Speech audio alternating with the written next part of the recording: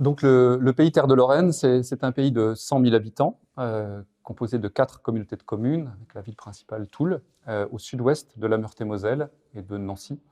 Donc un pays qui a 13 ans maintenant, et qui engage un projet alimentaire territorial avec ses territoires voisins, donc 2 autres pays, et la métropole du Grand Nancy.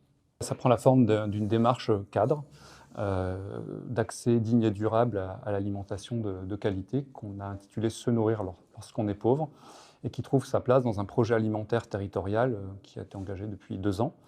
Et en quelque sorte, c'est le volet social, cette démarche du projet alimentaire territorial.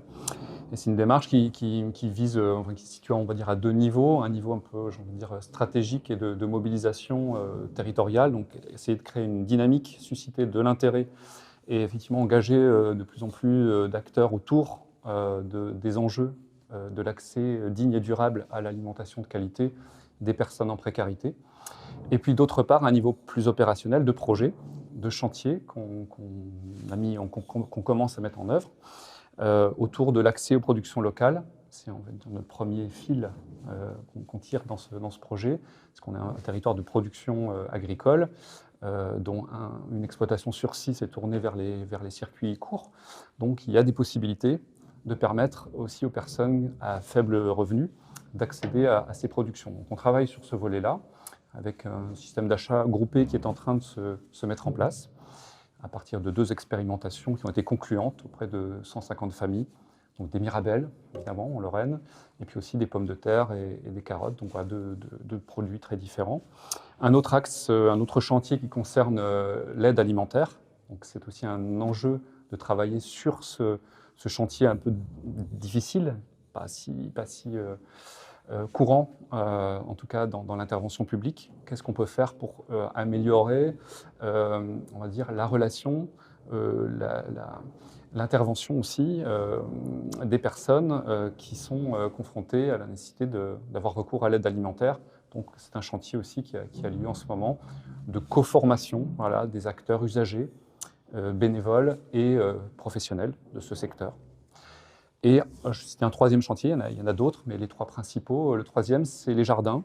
Donc l'ambition de développer des jardins nourriciers sur le territoire, donc dans le cadre d'un partenariat avec AgroParisTech, et un stage qui va bientôt débuter là au mois de mars, dans une commune du territoire, à Neuve-Maisons, où on a un hectare 2 qui vont pouvoir être testés en jardin nourricier.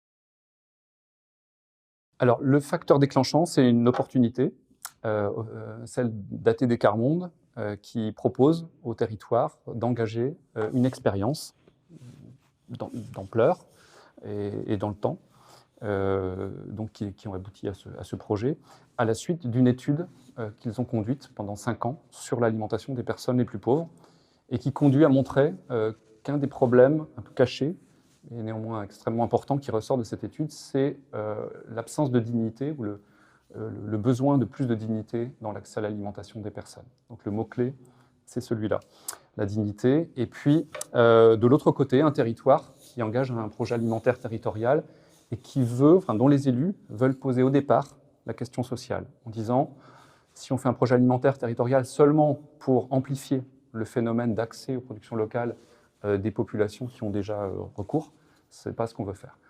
Voilà. Donc c'est vraiment cette rencontre entre une opportunité et un territoire qui démarre un projet alimentaire territorial.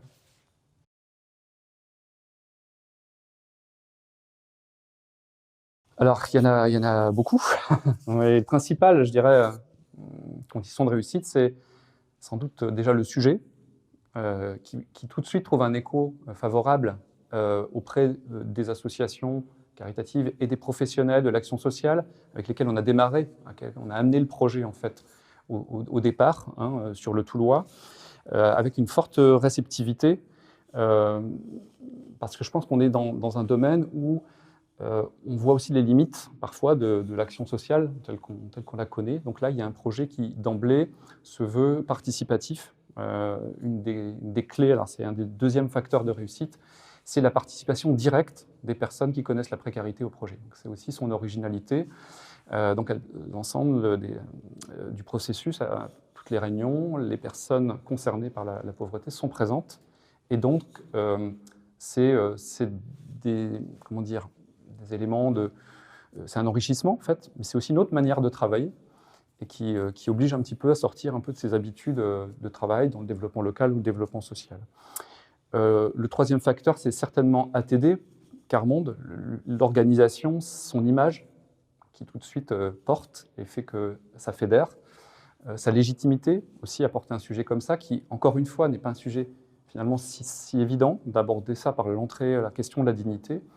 Et puis aussi l'énergie d'ATD Quart-Monde, c'est-à-dire vraiment sa motivation très forte à nous pousser au résultat. Quatrième facteur, c'est un socle. En fait, on a réussi assez vite à créer, à fédérer un socle minimal d'acteurs sur une partie du territoire. On n'a pas cherché à embrasser tout de suite les 154 communes, les 4 comités de communes, mais à démarrer sur un espace où il y avait une volonté de faire quelque chose et où il y avait des habitudes de travail aussi sur Toul. C'est aussi une charte, c'est-à-dire assez vite, on s'est rendu compte qu'il était nécessaire qu'on travaille sur les finalités, mais vraiment sur quelque chose qui touche aux valeurs professionnelles, personnelles.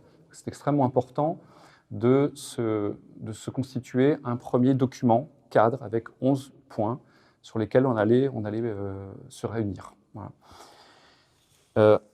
Un élément très fort, très important, c'est l'échelle. L'échelle à la fois territoriale. Le pays permet des combinaisons, permet de travailler, comme je l'ai dit tout à l'heure, de zoomer sur un espace concret où on peut vraiment agir concrètement, mais aussi créer des liens et des ouvertures vers d'autres acteurs. Donc on peut créer des combinaisons différentes pour faire projet à une autre échelle. Ça, c'est aussi assez intéressant.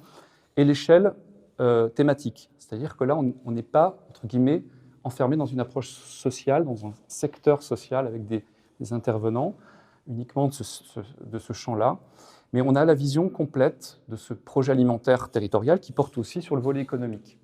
Et donc, on informe et on offre aux personnes la possibilité de s'intégrer, de trouver la place dans un projet qui est beaucoup plus large, qui comporte beaucoup d'autres dimensions que celle-là. Moi, je pense qu'il y a aussi l'ambition. C'est un projet qui est ambitieux, même si c'est plutôt implicite, il n'y a pas d'objectifs chiffrés qui sont donnés. Chacun sait qu'on ne va pas s'arrêter aux premières actions et à ce qu'elles vont et à leur portée. Vraiment l'idée d'aller assez loin et de travailler dans la durée sur ce sujet-là. Un autre élément, je pense, qui est très important, c'est qu'il y a eu cette impulsion, ce feu vert que les élus ont donné au démarrage et qui laisse une certaine latitude pour travailler sur le terrain sans avoir immédiatement forcément des résultats à la clé. On est sur le temps long et ça, c'est très important.